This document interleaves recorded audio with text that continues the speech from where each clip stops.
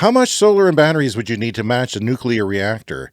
The answer is a lot, of course, but hear me out. The only nuclear reactors under construction right now in North America are 2 reactors in Georgia, the Vogtle Units 3 and 4. Conservatively, it is costing $30 billion to complete. Yes, that's overrun the budget by a lot, but it doesn't matter. That always happens with nuclear, doesn't it?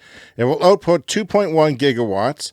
So when figuring this out, you don't come up with 2.1 gigawatts of solar. No, you have to come up with like 5 times that to make up for winter months, the losses in battery charging, that type of thing. You need 40 gigawatts of battery storage to replicate the 2 reactors, which is a lot.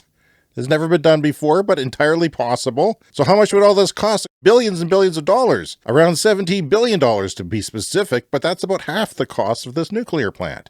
That's a savings of $13 billion.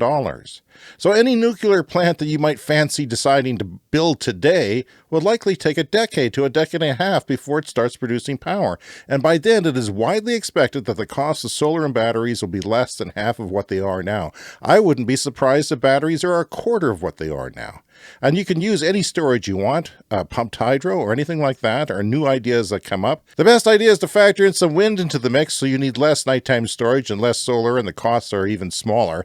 And by the time a nuclear plant conceived today gets off the ground, it might be 4 times as expensive as solar and battery storage in a place like Georgia. So I don't personally have anything against nuclear. If that's what it takes to save the planet, damn it, I'm on board.